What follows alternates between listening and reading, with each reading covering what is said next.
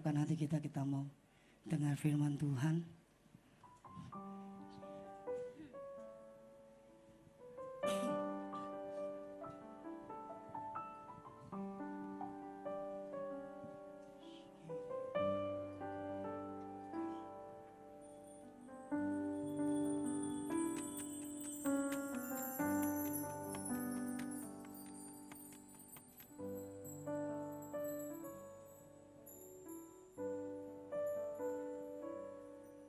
Bila hati terasa berat, tak seorang pun mengerti bebanku. Ku tanya Yesus, apa yang harus ku buat?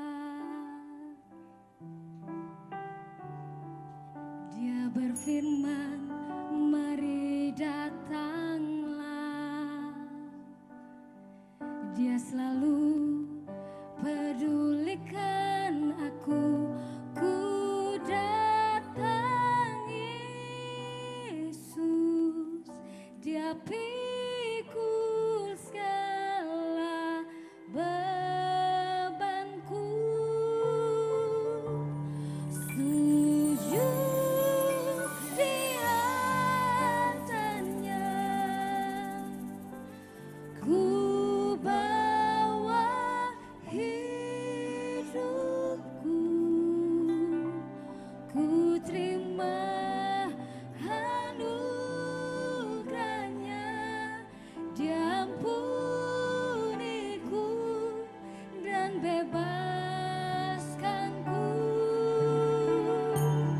Dia ubah hidupku, barui hatiku.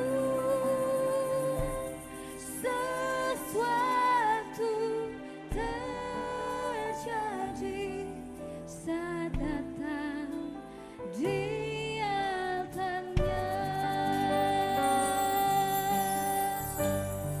Sama-sama katakan. Bila hati terasa berat, tak seorang pun mengerti bebanku. Ku tanya Yesus, apa yang harus ku buat? Dia berfirman, mari datanglah. Dia selalu pedulikan aku. Ku datang Yesus, Dia pikul segala bebanku.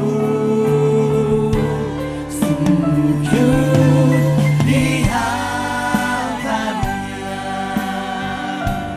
ku bawa hidupku,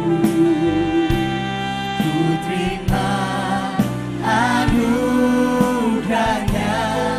Dia ampuniku dan bebaskanku. Dia ubah hidupku, barui hatiku. Sesuatu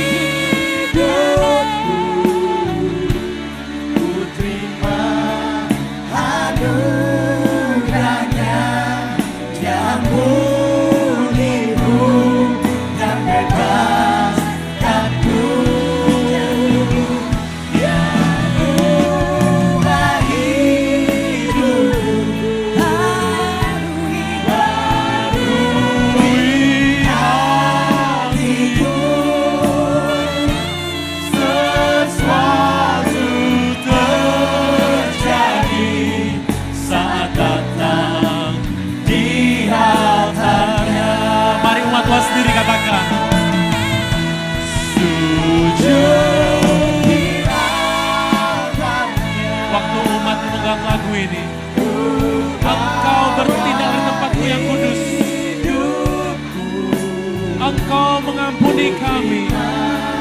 Beri kami anugerah yang besar. Yang pulihku dan bebaskanku.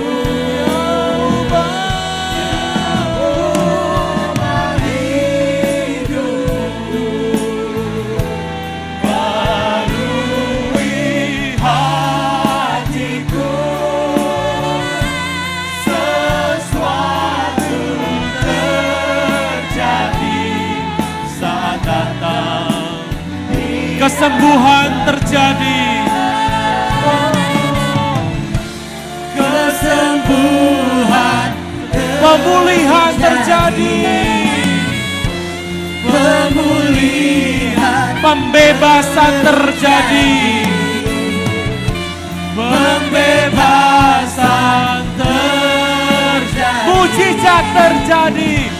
Mujizat terjadi saat datang di altarnya. Mari menyembah Tuhan.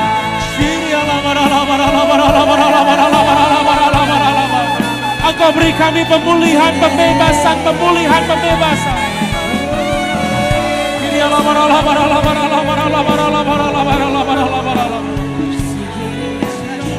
Oh, raya basanda era la bara la bara la bara la bara. Oh, raya la bara la bara la bara la bara la bara.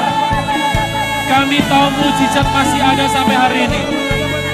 Kami tahu pemulihan, pembebasan masih tersedia sampai hari ini. Turun kiranya anugerah-Mu yang besar, turun kiranya anugerah yang besar pada malam hari ini. Oh, raya la bara la bara la bara. Tuhan Yesus, Tuhan Yesus, Tuhan Yesus.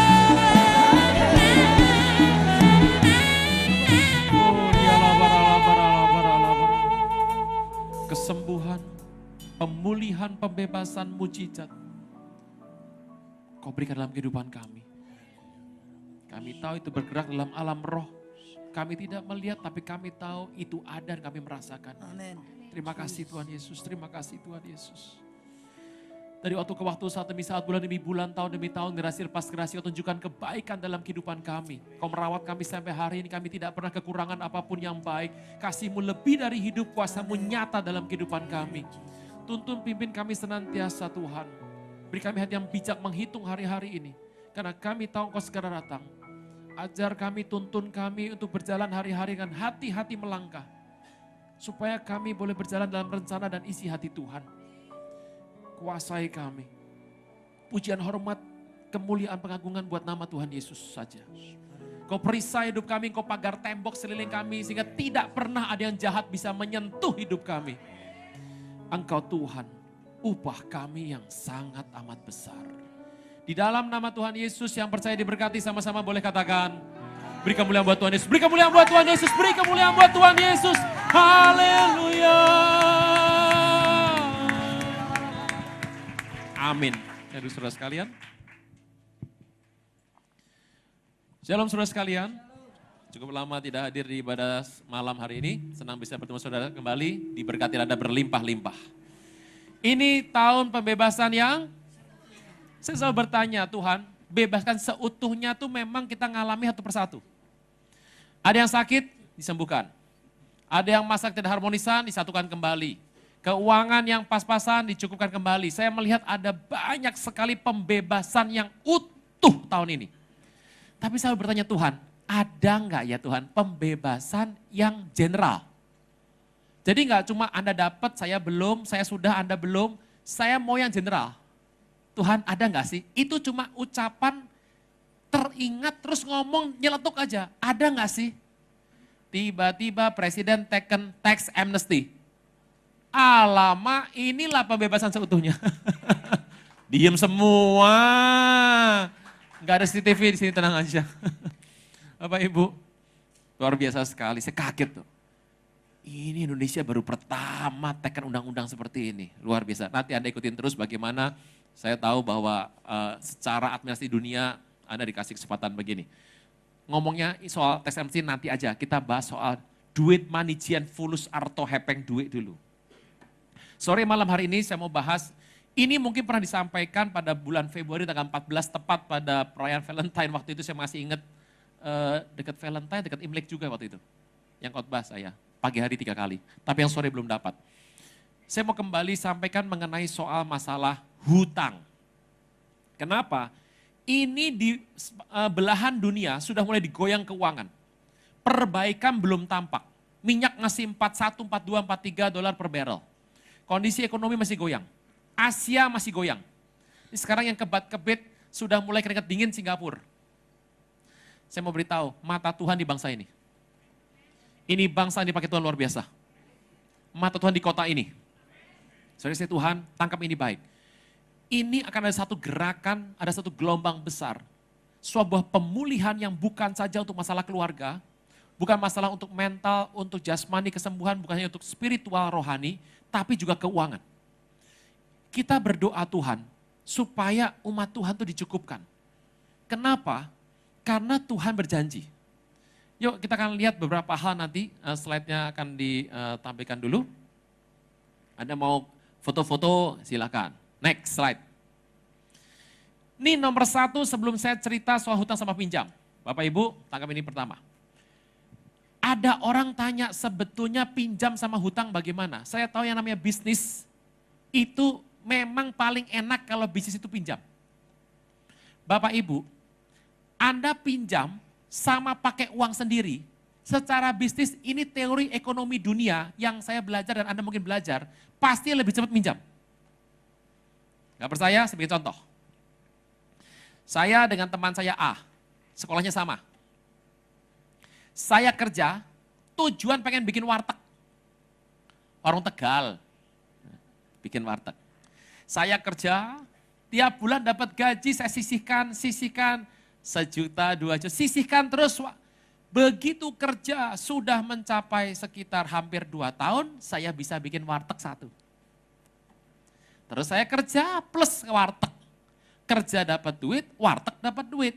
Kira-kira setahun kemudian, setahun setengah saya bisa bikin warteg 1 lagi. 2 warteg sama kerja di kantor, terus setahun kemudian bisa bikin warteg ketiga. Nah, saya berharap setelah 10-15 tahun saya punya 10 warteg, nggak usah kerja lagi, ngelola warteg. Kan gitu ya, Bapak Ibu, benar nggak? Ya. Tapi teman saya beda. Teman saya mungkin berpikirannya unik. Ngapain kerja cari duit buat ke warteg, bikin warteg. Mending langsung ke bank.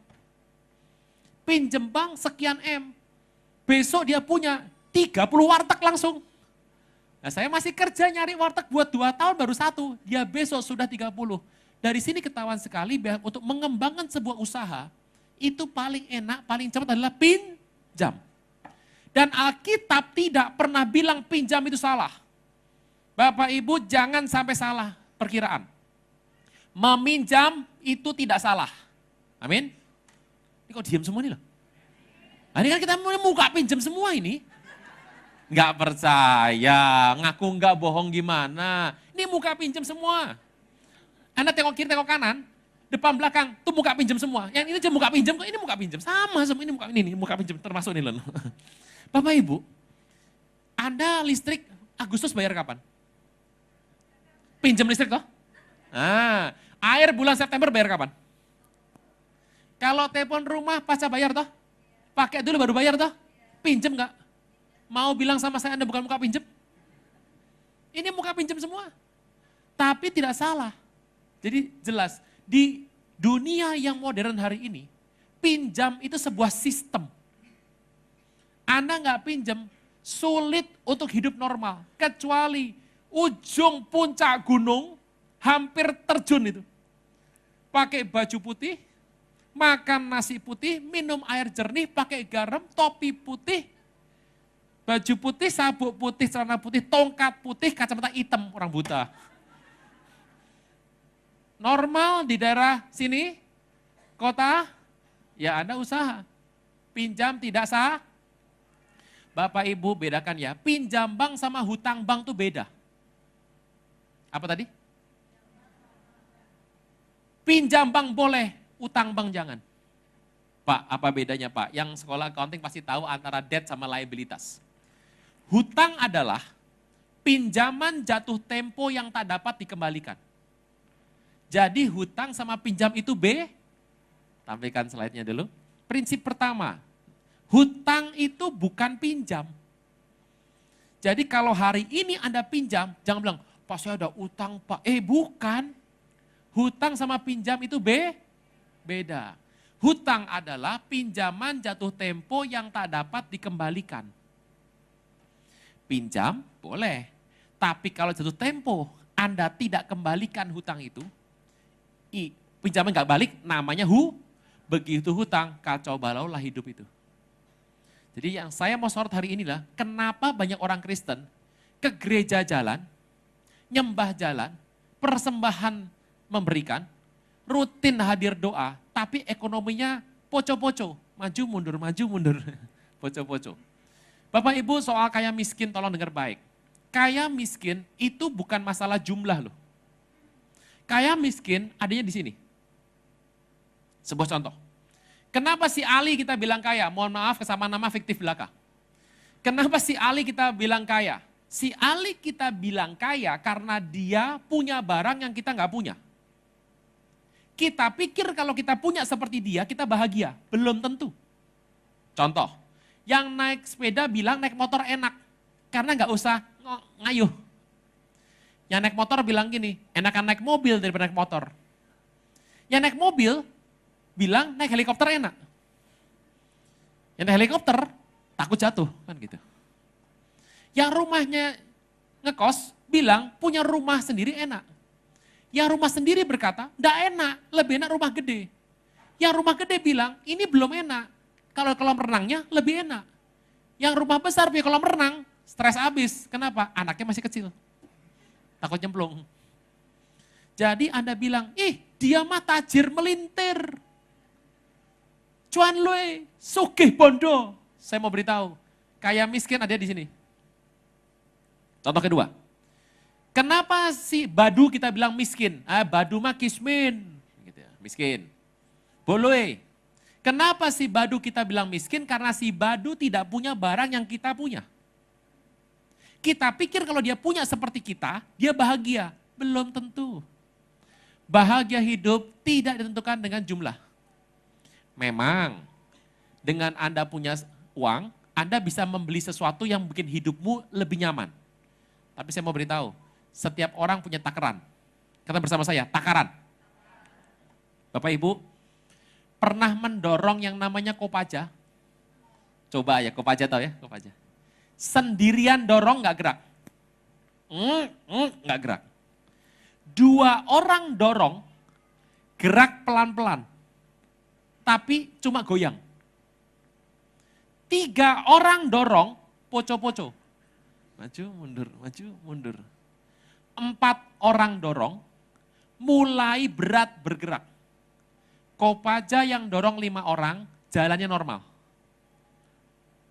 Tapi kalau yang dorong 10 orang, ngobrol. Nah itu dia. Ngerti ya? Ngerti ya?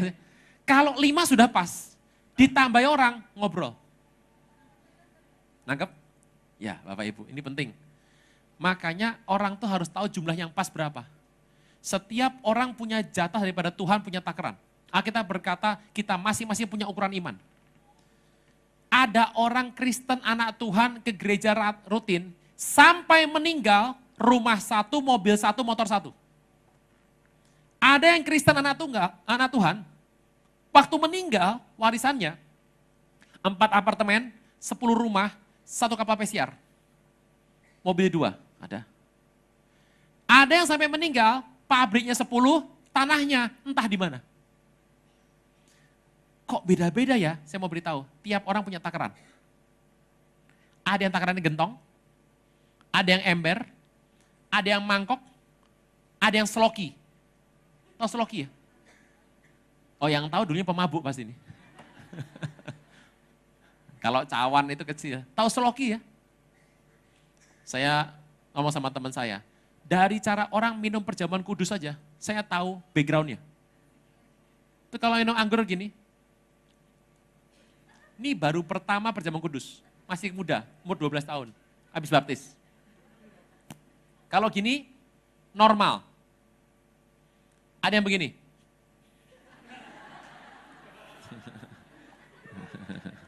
Ini dulu kan, kita dulu gitu ya. Ya. Tahu itu siapa? Pemabuk dulunya. Itu belum parah, ada lebih parah lagi.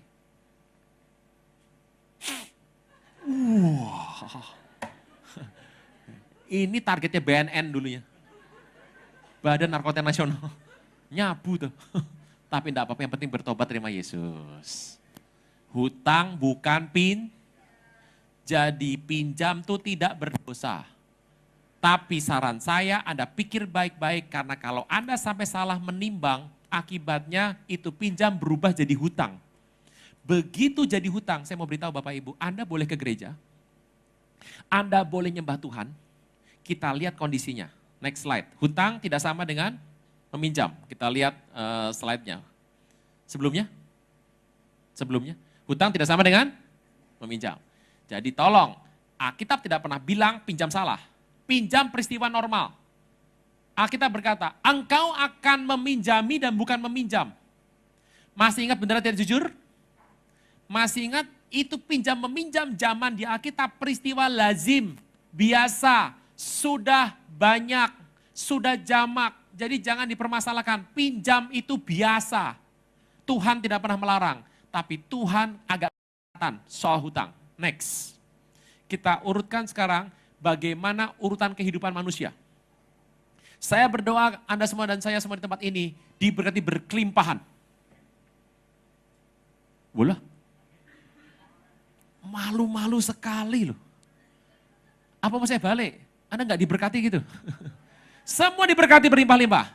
Nah gitu. Anda percaya atau bahwa pendeta kalau kamu ada kuasanya? Nah ya begitu loh, biar seneng sama Tuhan ya. Banyak orang itu kalau sebelum doa berkat pulang, dia lupa. Doa berkat ada berkatnya enggak? Ada. Itu, tapi ucapannya tiap minggu sama Pak. Loh itu doa itu berkat. Anda enggak pernah lihat, tapi itu berkat. Karena alam roh itu dikendalikan dengan ini. Alam roh tidak dikendalikan dengan penampilan Anda, dengan ukuran baju Anda, berat tubuh Anda, usia Anda. Alam roh dikendalikan dengan ini. Dan iblis tahu persis. Makanya pasti ingat di Alkitab bilangan 30, kalau seorang wanita bernasar, aduh salah nasar, udah terlanjur ngomong, yang bisa batalkan cuma dua, bapaknya atau suaminya. Alam roh itu pembatalannya atau di-on-kan atau di-off-kannya dengan ini. Makanya hati-hati untuk berbicara. Bapak Ibu, ini penting sekali, doa berkat itu penting. Kalau nggak penting, doanya lain. Jemaat sekalian, suka-sukalah pulang sono, kan gitu. Makanya doa berkat itu penting. Yuk kita lihat sebentar firman Tuhan. Maaf, slide-nya. Pertama, Anda ini orang yang mapan, semua berkelimpahan. Kalau sudah mapan, saran saya satu, turunkan berikutnya. Harus punya tabungan. Para wanita yang mau nikah, dengar saya baik, nikahi pria yang punya tabungan. Bukan tanya jumlahnya loh, Mas jumlahnya berapa? Enggak, punya apa enggak? Pria yang mau nikah, nikahilah perempuan yang suka menabung. Tabungan itu enggak dosa ya. Nabung itu enggak punya iman Pak. Dodo, yang namanya nabung itu dedikasi iman loh. Nabung itu dedikasi iman. Kenapa? Persiapan. Saya percaya setiap orang akan terima yang namanya pendidikan Tuhan. Pendidikan Tuhan. Mungkin enggak satu hari Tuhan izinkan Anda untuk dididik Tuhan. Dan Anda hari itu harus mengeluarkan sejumlah uang. Bisa tak? Tiba-tiba ada diizinkan sebentar untuk ngalami sesuatu sehingga keluar duit. Bisa tuh? Bisa. Kalau sampai keluar duit, Anda pakai tabungan tuh. Karena kalau Anda nggak pakai tabungan, lihat urutannya. Kenapa perlu ada tabungan di situ? Tampilkan slide-nya. Karena setelah Anda mapan, Anda harus bikin yang namanya pagar, namanya tabungan. Menabung ini macam-macam. Kalau tabungan Anda tidak ada, maka Anda biasanya potong kompas, shortcut, mikirnya cepat, pinjem. Orang Kristen tidak boleh sedikit-sedikit mikir minjem, tidak bisa. Saya harus ngomong sebagai pendeta, ini jarang dikotbahkan di mimbar. Akibatnya kita kadang-kadang bisnis dengan cara sesuai orang tua kita ajarkan. Tidak bisa. Kristen diajar tidak sedikit-sedikit pinjam. Ini bilang, setelah Anda mapan, Anda punya tabungan. tabungan itu penting supaya jangan sampai Anda dikit-dikit pinjam tanpa terencana. Karena begitu Anda pinjam, hidupmu tinggal punya dua alternatif. Satu, kalau Anda jatuh tempo tuh pinjaman Anda kembalikan, Anda dari pinjam naik ke atas lagi. Tapi kalau jatuh tempo engkau tidak mengembalikan, maka Anda akan menembus yang warna merah, batas tipis kehancuran. Anda tembus ke bawah, namanya hutang. Hutang adalah pinjaman jatuh tempo yang tak dapat dikembalikan. Begitu hutang, Mazmur 22:27 ayat 7, 22:27 berkata, barang siapa meminjam, barang siapa berhutang, maaf, menjadi budak dari yang menghutangi. Begitu hutang jadi budak, otomatis hidup Anda secara rohani, secara roh, berubah jadi budak. Budak itu stres, puyeng, pusing, lemah, letih, loyo, letoy, lunglai, loyo, lemot, lesu. Begitu sudah lesu, stres SDSB, stres diabetes, stroke bablas. Nah, itu dia itu. Itu turun terus tuh. Makanya Tuhan tuh nggak mau kita sebetulnya berhutang. Sebuah contoh Bapak Ibu ya. Tadi saya ceritakan di ibadah yang keempat. Bapak Ibu pernah membaca kitab Korintus? Kalau belum pernah berarti baru bertobat 3 hari. Ya. Kitab Korintus. Korintus itu adalah sebuah kota besar pelabuhan seperti Jakarta.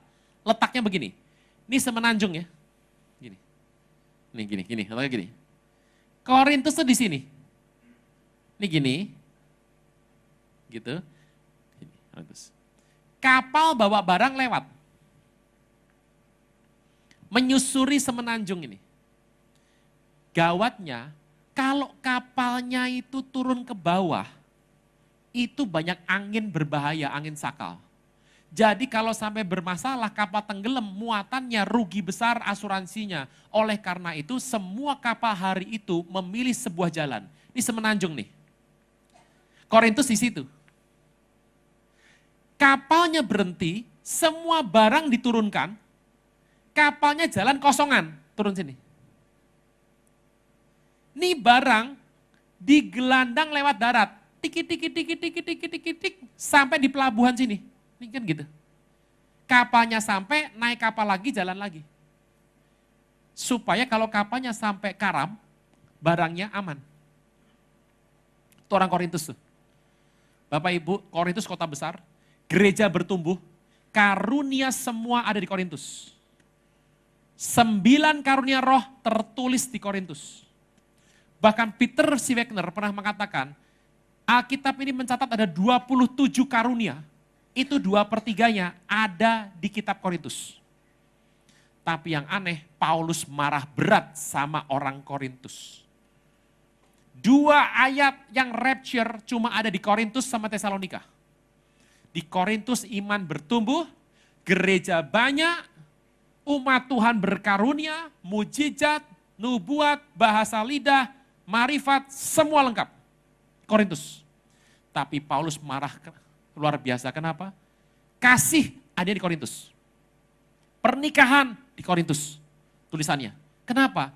Karena Paulus lihat, jemaatnya maju, gerejanya maju, jemaatnya Kristen banyak, karunia selangit, tapi jemaatnya mayoritas pola hidupnya, tanda kutip, mirip setan. Aneh ya? Gereja besar, jemaat penuh, karunia selangit, tapi pola hidup jemaat Kristennya, itu mirip orang tidak bertobat. Itu di situ dosa-dosa zaman perberhala, numplek, blek di situ semua. Jadi ke gereja iya, dosa iya. Paulus keselnya bukan main, dia tulis surat Korintus. Pertanyaannya, kok bisa seperti itu? Ini yang saya mau cerita. Korintus itu orang jemaat Kristennya, mereka itu kerja. Tapi karena kota Korintus itu kebanyakan ada barang ekspedisi dikirim ke sini. Maka orang Korintus melihat yang Kristen-Kristen ini, ternyata bisnis yang paling rame di kota ini itu adalah bisnis pengiriman barang dan pengangkutan barang. Lalu orang Korintus hari itu mengubah bisnisnya menjadi bisnis perkulian. Kuli, ngangkut barang dari sini ke sini. Laris, kenapa? Karena semua kapal akan berhentikan barang di situ dan jalan ke sini. Jadi mereka yang tadinya kerja biasa itu, ada yang peternak, ada yang jadi sastra, ada yang kerja apapun, mereka mengubah bisnis mereka jadi ekspedisi kuli atau budak. Sampai sini Paulus tidak marah. Paulus bilang gini, kamu tuh sudah merdeka jadi orang Kristen. Masa kamu kembali pengen jadi budak lagi? Jadi mereka itu memutuskan untuk kerja jadi budak atau jadi kuli. Gak salah loh ini.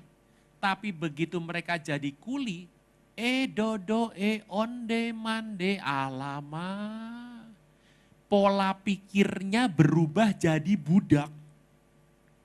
Saya ulang ya. Mereka Kristen, anak Tuhan, karena kerjanya di bidang itu, tiba-tiba pola pikirnya ngikuti orang-orang itu. Lah itu para kuli, para budak zaman itu, kerjanya kalau sudah ngangkat barang, malamnya hidup malam semua. Lah orang Kristen yang tadinya ikut ke sana, ya sekalian. Malam di situ, paginya ke gereja, Paulus marah berat. Bapak Ibu, berapa kita mengerti? Di zaman awal abad pertama, ternyata pekerjaan yang engkau dan saya pilih sedikit banyak akan memengaruhi kerohanian kita. Yang saya harus ngomong. Kenapa orang dikit-dikit pinjem? Kelihatan bahwa memang dia tidak gape, tidak menguasai bidang itu. Sehingga kalau ada pendidikan Tuhan, ada sebuah masalah, dia nggak kuat. Cara terbaik adalah minta bantuan dunia, pinjem. Saya nggak bilang pinjem salah loh, tapi kalau pinjem tak terencana, endingnya hutang. Begitu hutang masuk, yang bisa lepaskan cuma satu, namanya Yesus Kristus. Selebihnya lewat. Ini kok diam semua ya? Lagi mikir tax amnesty.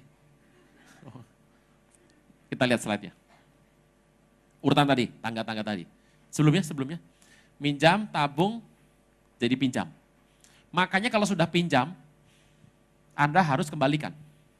Karena nggak pinjam, Mazmur bilang begini. Mazmur berkata, barang siapa orang fasik meminjam dan tidak mengembalikan. Jadi kalau Anda pinjam nggak kembali, mau alasannya apapun yang paling rohani, Anda pinjam nggak kembali. Pinjam salah nggak Bapak Ibu? Nggak. Pinjam buku boleh? Yang salah pinjam suami. Nah itu salah itu. Tidak salah.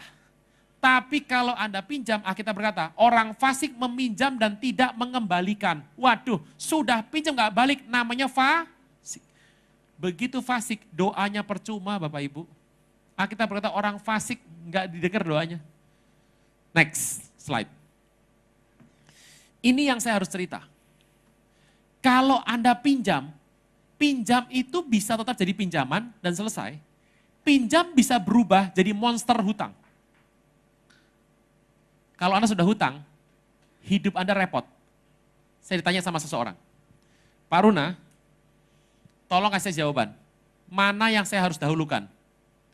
Kembalikan persepuluhan atau bayar hutang? Jawabannya sama-sama salah semuanya. Bingung itu jawabannya mau apa. Saya jawab begini, kembalikan kepada Tuhan yang jadi hak milik Tuhan, kembalikan kepada kreditur, hak milik kreditur. Saya bilang lagi, maksudnya Pak, itulah jawabannya, saya bilang. Bingung kan? Karena begitu Anda berhutang, nomor satu, saya start dari yang paling bawah dulu. Anda tidak punya fleksibilitas.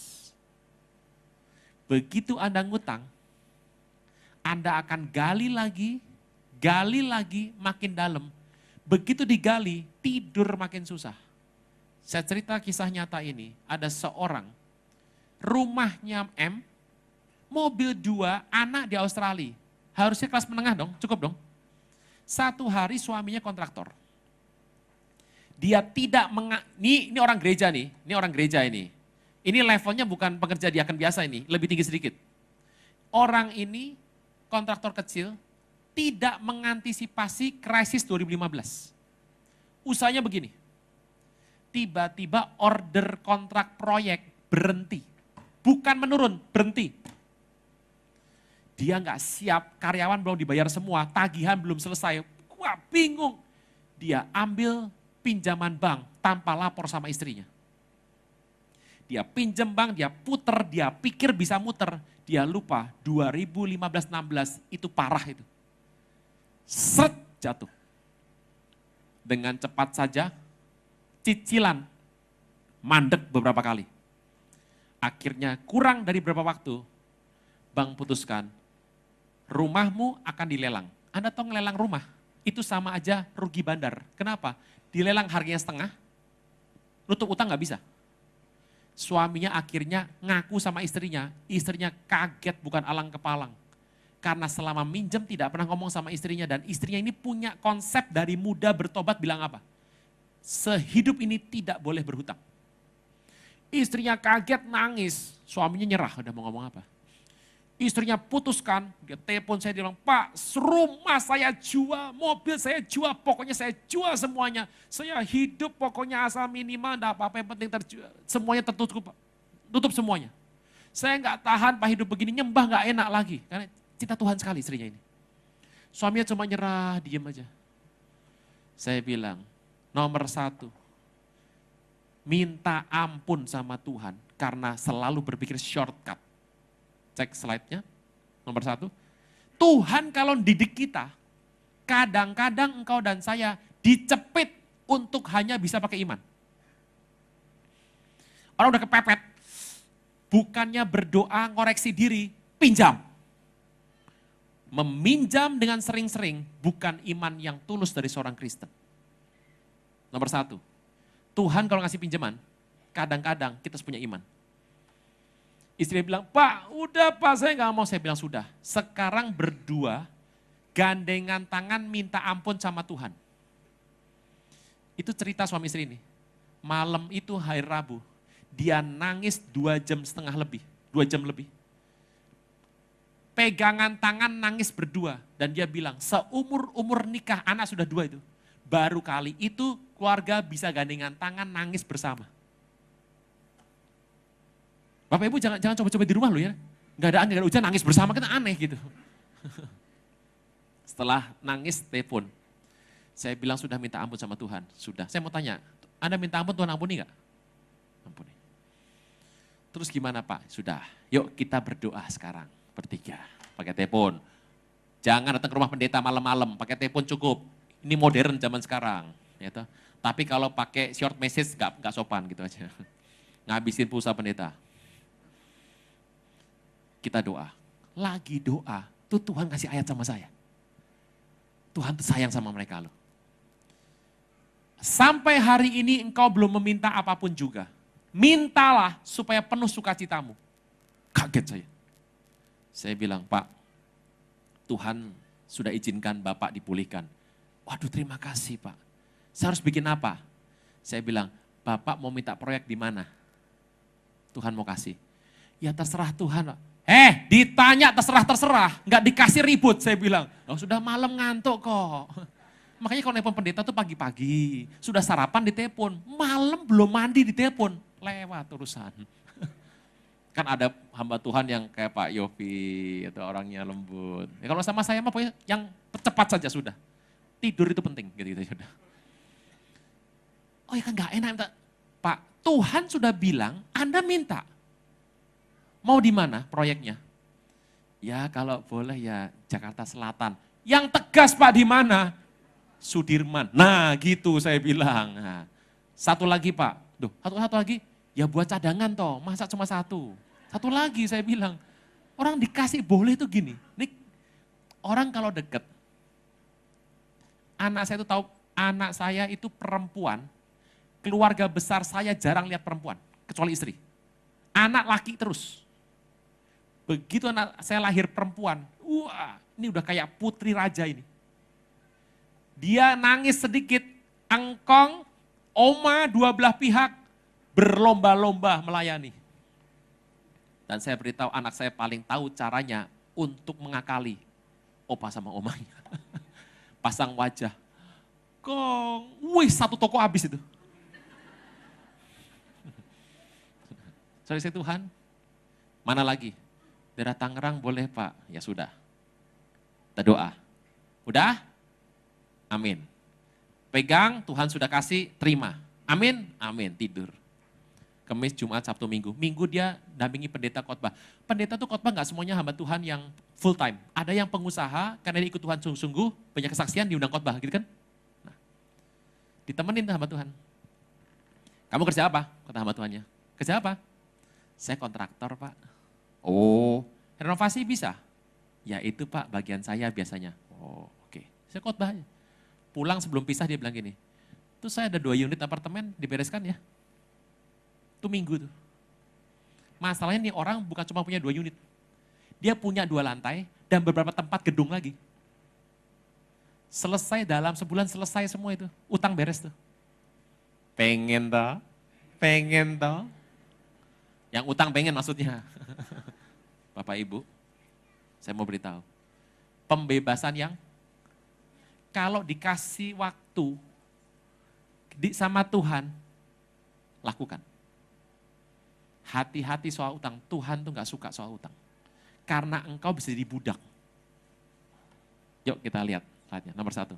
Jadi Tuhan bisa didik gak? Nomor 2, kita tuh harus bertahan pakai iman. Tuhan buka sumber-sumber yang lain. Cabut semua sumbat-sumbat. Jangan begitu ada masalah keuangan, ingatnya sama om yang kaya terus. Sering gitu tuh. Yang begitu gak maju-maju. Sekarang mungkin sekali 2 kali lepas. Tapi Bapak Ibu, ini kegoncangan dunia sudah banyak sekali. Repot sekali. Iman. Kristen ya iman. Ketahanan iman. Kadang-kadang, kenapa orang utang? Pertama, gak tahan pendidikan Tuhan. Gak mau dididik. Kedua, teman saya, hamba Tuhan, stres abis, punya usaha, kena banjir kemarin Jakarta tahun 2012, ludes semuanya. Utangnya 2,5 M. Anak 3. Hamba Tuhan bicara di mimbar, Anda tahu rasanya, merasa bersalahnya kayak apa itu. Dan dia tahu gak bisa dibayar. Saya bilang, gimana cara lepasnya? Dia bilang gampang, rumahnya semua dijual, dibayar. Tinggal di mana? Enggak apa-apa. Nanti Tuhan kasih. Dia belajar hidup minimal. Mobilnya besar, ganti jadi kecil. Hidup minimal. Saya pernah ketemu ada orang utang, bayar gak bisa. Saya bilang, handphonenya keluarin. Ya ampun yang terbaru. Lah gak kesel bener. 1. Iman kurang penahanan. 3. Masalah hikmat. Kadang-kadang kita nggak ngelola dengan baik, kita nggak tahu caranya, kita pinjam bank untuk belajar di tempat yang kita nggak paham. Bapak Ibu, tolong mengerti, Tuhan tidak pernah suruh Adam untuk membuat taman. Tuhan nggak pernah suruh Adam sama Hawa membuat taman. Tuhan suruh Adam sama Hawa itu mengelola taman. Tuhan gak suruh Anda dan saya membuat taman. Taman kita Tuhan yang buat. Taman tuh isinya bunga, buah yang indah. Itu talenta. Jangan cari talenta Bapak Ibu, kerjakan yang sudah ada. Saya pengen nyanyi kayak dia. Kalau nyanyi, wah buluh perindu. Saya buluh perinding Pak. Sudahlah, tiap orang punya talenta. Bapak Ibu masih ingat kata-kata passion? Pernah dengar kata passion? Passionnya apa? Apa terjemahan passion? Susah ya? Belas kasihan? Kesukaan? Kesenangan? Apa passion? Ini passion. Anda punya talenta. Saya mau tanya, kalau Anda punya talenta, ciri pertama yang paling gampang adalah Anda suka. Saya paling kesel sama teman saya yang seperti ini. Ngomong begini, apa tuh GBI? Khotbahnya cetek, nyembahnya cuma gitu-gitu. Bosen aku ke GBI, tapi tiap minggu datang. Ini persis makan bakmi gak enak, bungkus 2. Bakso kok ini kurang daging, banyak tepung. Jangan lupa baksonya ya. Wah ini kok pangsit kok gampang putus begini apa sih ini? Pangsitnya yang enak 3. Orang aneh tuh. Oh enggak enak tiap minggu datang, berarti enak tuh. Enak sudah. Nang orang namanya talenta pasti suka. Saya ini suka mengajar dan berkhotbah. Jadi kalau saya pulang jam 9 tolong ngerti hati. Pahamlah. Pulang jam 9 kita nanti. Diam. Kalau sudah suka pasti diulang enggak? Orang kalau suka pasti ngulang. Pak, pacar saya sudah enggak pernah jemput saya. Udah enggak cinta, titik, selesai. Orang kalau cinta, enggak ngeles aja disuruh ngeles. Biar bisa dijemput.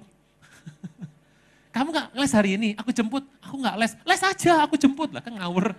Orang kalau sudah suka pasti diulang. Anda punya talenta pasti kalau suka ngulang gak? Kalau ngulang terus mahir gak lama-lama? Lama-lama jadi mahir. Talenta, suka, diulang, mahir, diulang-ulang jadi mahir, diputer, itu 4 namanya passion. Bapak Ibu, ini penting sekali. Next, tadi pendidikan Tuhan. Gaya hidup besar pasak daripada tiang. Tidak, pokoknya yang penting gengsi. Mau pesta besar gak punya duit, pinjem bank aja daripada malu sama kolega. Yang model begini, saya mau beritahu, usia gak panjang dalam kekristenan. Rohani gak panjang. Tuhan tuh pelihara loh orang.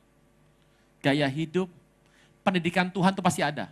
2, iman itu ada ujiannya harus tahan. 3, kadang-kadang kurang hikmat, kurang pengetahuan.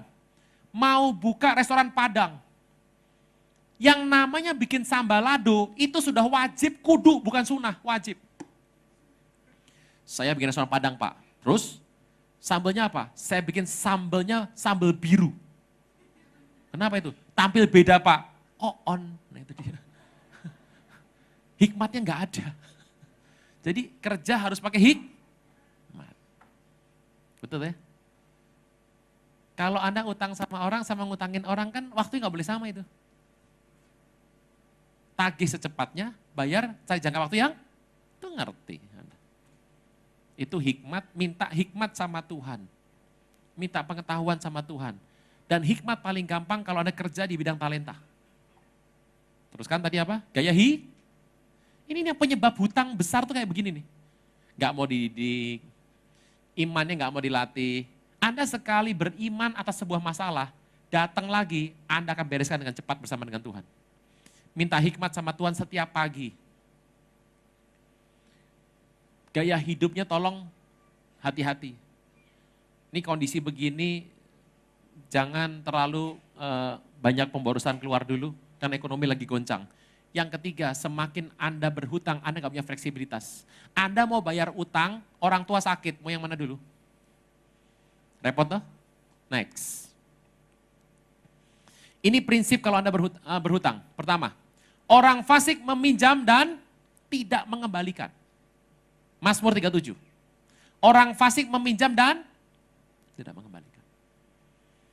Jadi kalau orang meminjam gak kembali namanya fasik, tidak bisa berdoa didengar, gak bisa sudah. Ditumpang tangan sulit, dikerimbat pendeta gak masuk. Nomor 2, yang berhutang jadi budak menghutangi. Orang Yahudi tahu persis nih, orang Yahudi tahu persis. Apa yang mereka buat? Orang Yahudi suka kasih pinjaman sama raja-raja Eropa waktu perang. Apa tujuannya? Kalau kalah perang, diambil kendali. Kalau menang bayar utang gak bisa, dipegang kendalinya. Karena mereka tahu persis, barang siapa berhutang jadi budak, kendalikan. Makanya hati-hati, kalau mau pinjem, minjem kok sama lintah darat, yang bunga selangit, tidak tepat.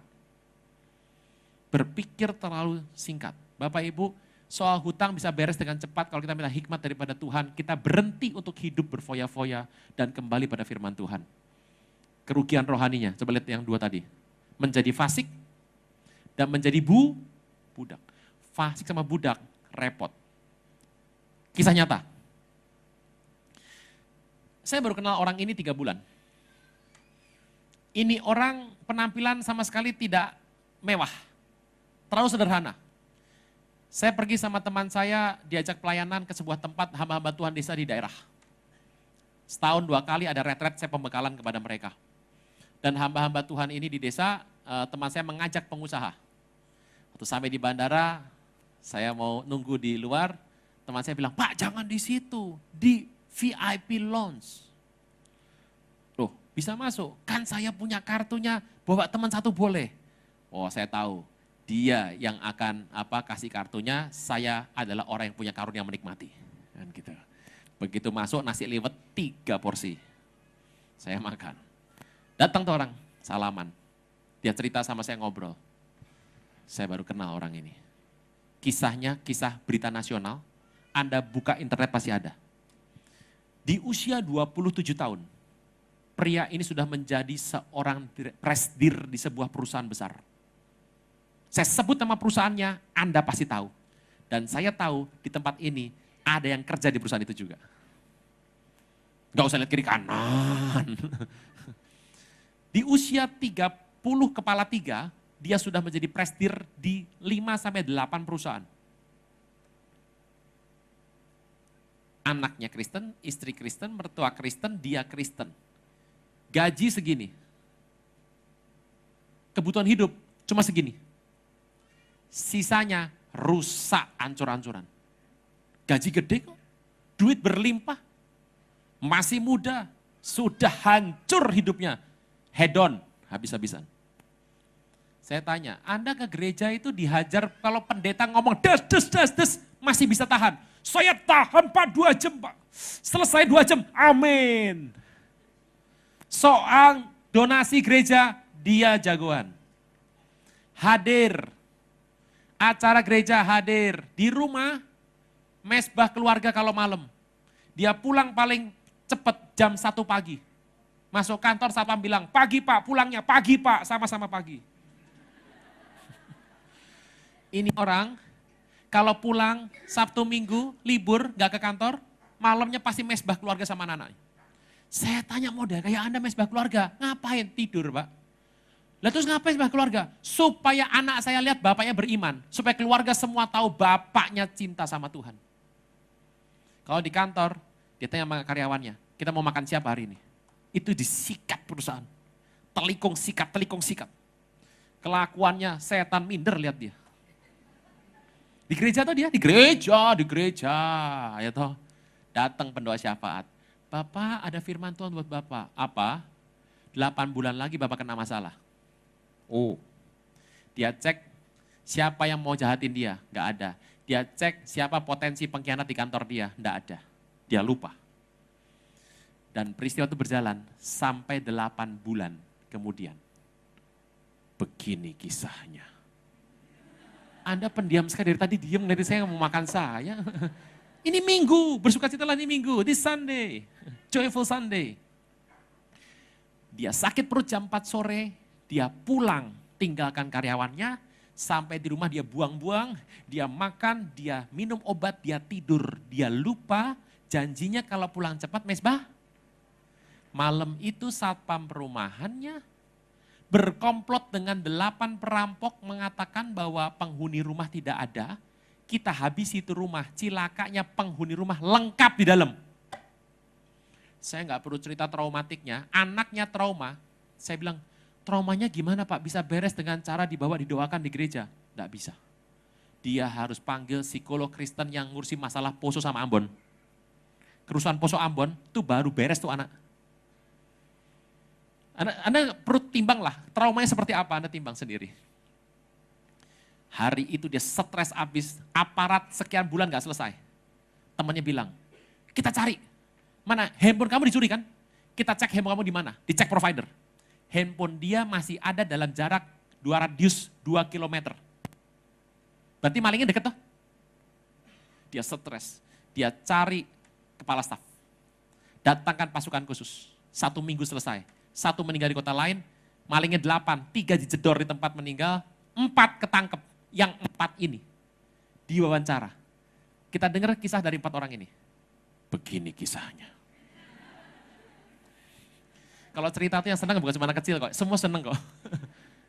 Bapak Ibu, malingnya bilang gini, kami sudah 8 bulan pengen masuk rumah itu. Tapi setiap kali kami lewat rumah itu, temboknya tingginya bukan main. Saya kan tahu tembok dia. Tembok dia cuma segini. Tapi itu maling lewat, temboknya segitu. Tembok siapa itu? Tuhan Yesus. Padahal ke gereja tidur loh. Ke gereja gini loh. Kelakuan kayak setan loh. Tapi Tuhan pelihara enggak?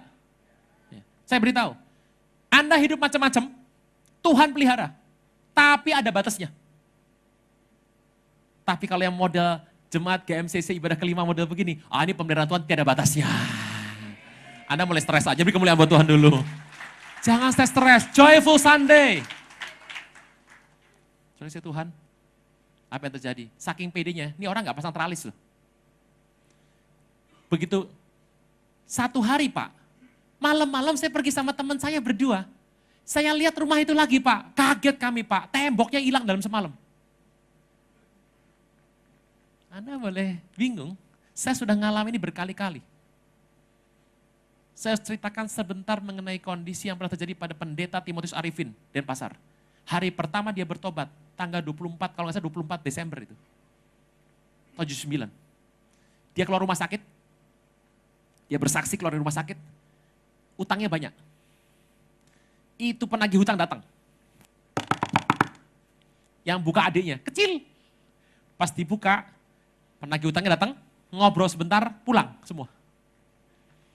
Besoknya kirim kabar.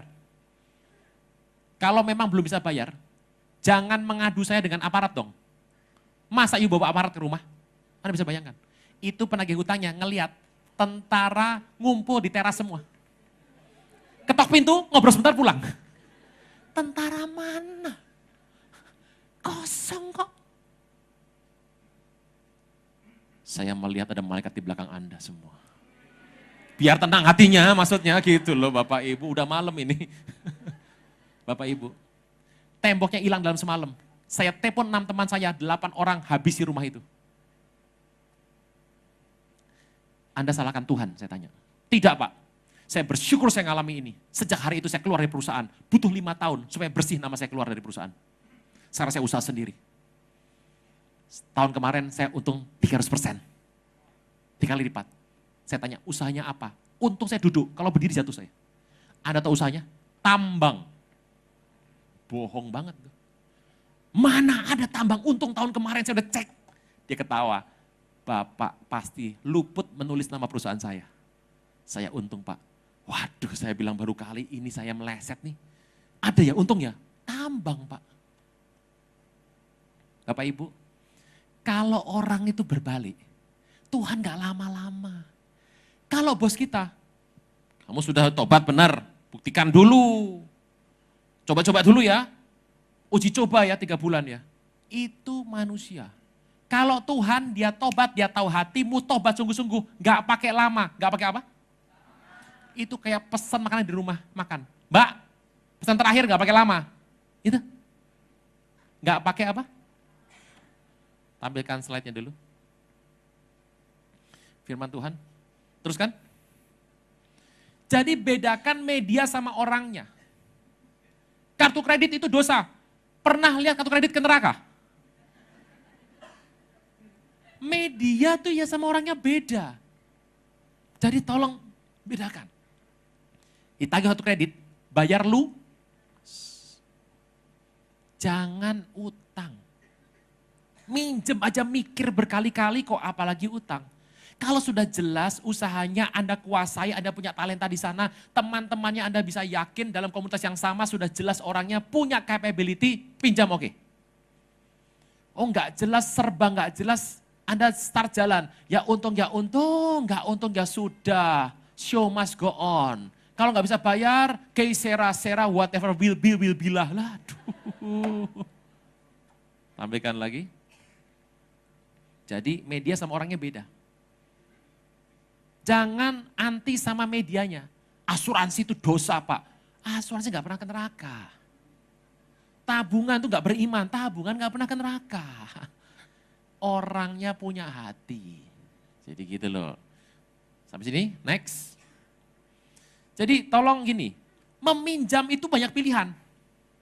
Bisa lewat kartu kredit, bisa lewat sistem, kayak tadi, listrik, air, gas. Bisa lewat yang namanya bank, bisa lewat orang, bisa lewat institusi. Minjem itu medianya beragam, tapi saya beritahu, utang cuma satu jenis. Utang sama dengan budak, selesai.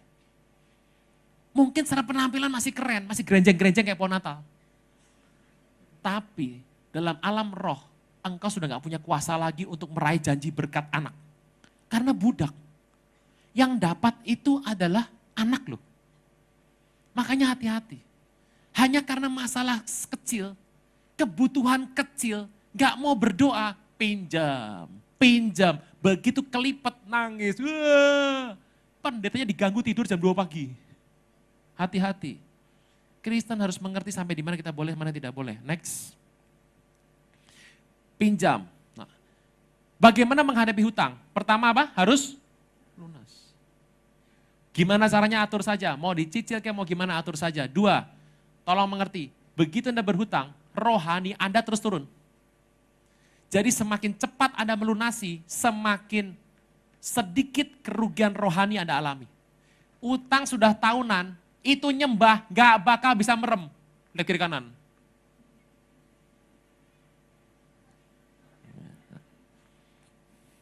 Gak bisa. Nyembah susah, sukacita susah, baca kitab gak masuk-masuk. Ke gereja. Next. Lihat itu. 3, bertindaklah rasional. Cari orang yang piawai. Mentok, cari Tuhan, hamba Tuhan. Ingat tuntunan Tuhan. Masih Elisa enggak? Orang nebang pohon, kapaknya jatuh masuk ke dalam danau. Wahai tuanku Elisa, tolong itu barang pinjaman. Ini mata pencarian, pinjem lagi. Trek lepas, masuk ke dalam danau. Barang pinjaman mata pencaharian masuk danau alias kelelep. Elisa datang, di mana jatuhnya? Potong kayu, lempar, naik lagi. Ternyata Tuhan melalui hamba-hambanya. Makanya kenapa rumah doa? Kenapa doa pagi?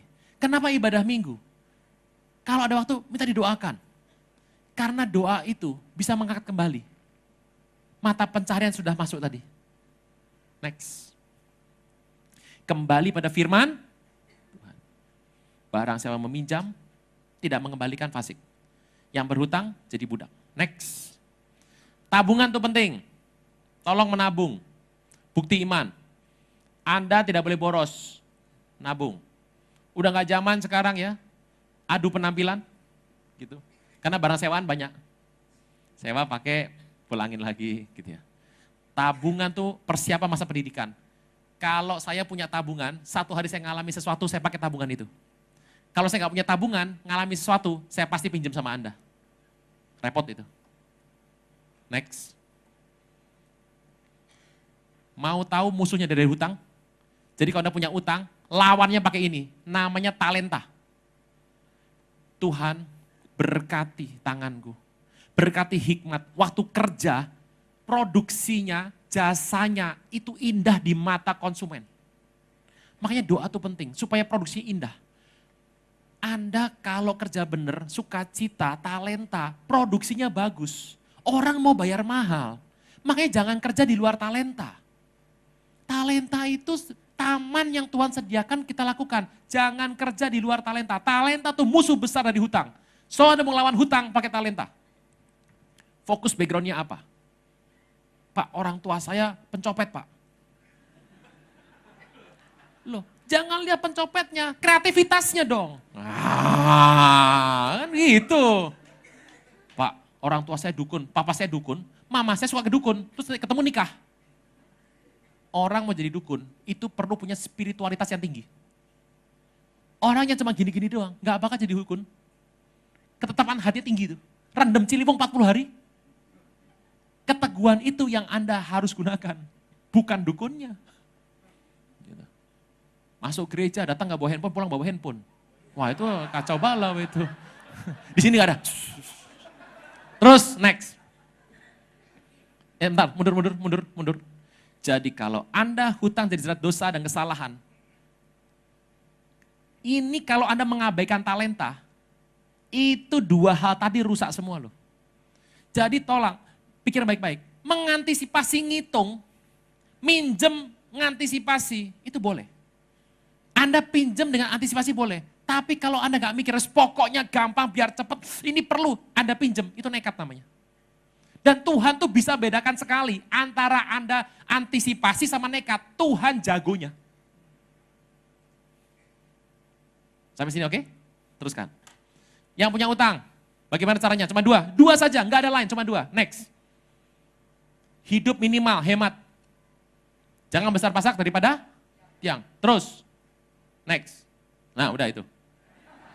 Bangkit berdiri. Malam ini, saya akan berdoa untuk anugerah Tuhan favor. Engkau dibebaskan seutuhnya dalam hal keuangan. Sujud di altarnya, ku bawa hidupku, ku terima anugerahnya, dia ampuniku dan bebaskanku. Dia ubah hidupku, barui hatiku. Mujizat terjadi saat datang di altarnya. Sujud di altarnya. Resapi kata-kata ini, ucapkan dengan iman. Ini doa yang Tuhan dengar pada saat ini, di tempat ini sekarang. Tuhan, saya dahingkan telingamu dari tempat yang maha kudus. Inilah doa nyanyian setiap umatmu. Sambil membuka tangan, kami tahu kami bersalah dalam banyak hal. Tapi Tuhan berjanji bebaskan seutuhnya. Dia ubah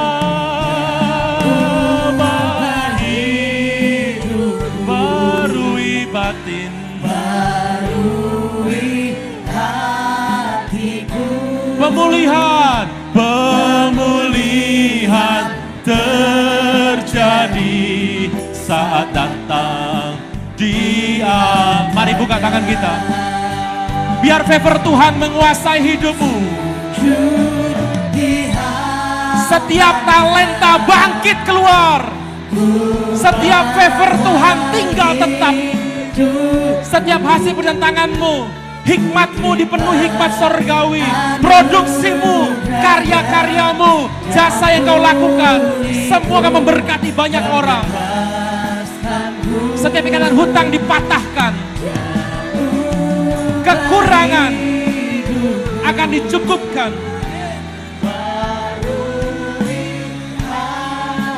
Pembebasan terjadi saat datang. Dengan segenap hati jemaat saja katakan sujud.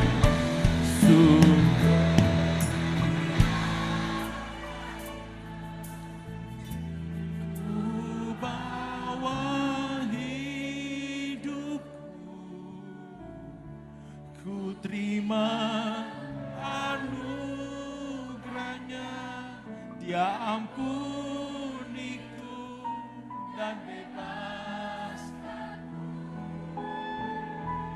Dia ubah hidup, kutuk jadi berkat.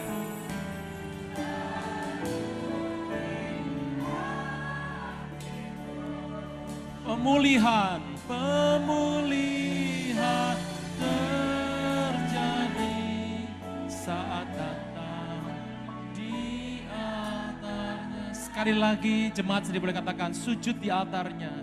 Sujud di altarnya Tuhan. Panjang sabar murah hati. Engkau tidak bertangguh. Taruh tangan Anda di kepala Anda. Ya, Engkau telah dibebaskan. Hatimu, batinmu diubahkan Tuhan. Ubahkan hidup umatmu saat ini.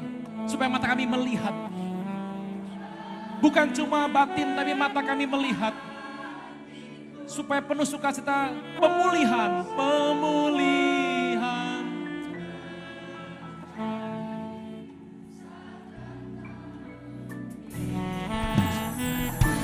Kesembuhan terjadi, pemulihan terjadi dengan iman, katakan pemulihan,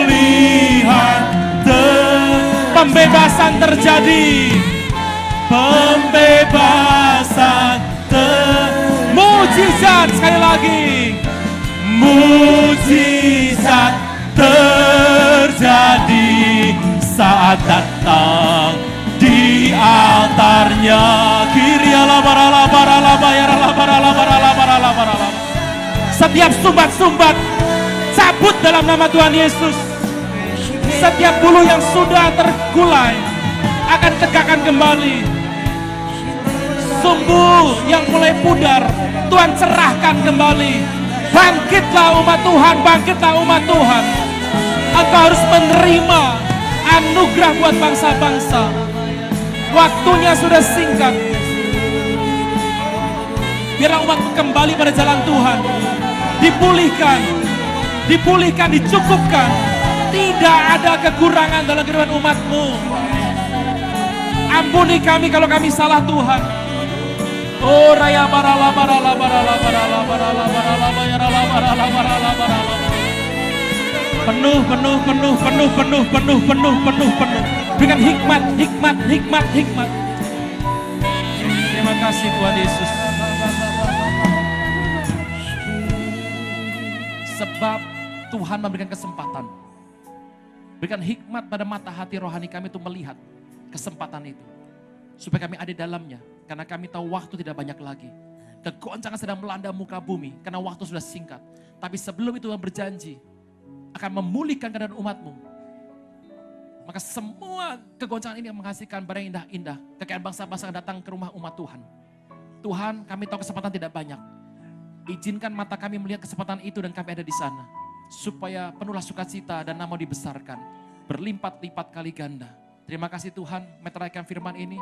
Anugerah-Mu ajaib senantiasa. Pelihara umat-Mu Tuhan, gak ada yang luntur, gak ada yang gugur, gak ada yang mundur. Semua maju buat Tuhan. Terpujilah nama Tuhan kakak sama-lama yang menjamin semua firman ini. Terima kasih Tuhan Allah penyedia. Dalam nama Tuhan Yesus yang percaya diberkati sama-sama boleh katakan. Beri kemuliaan buat Tuhan Yesus. Haleluya.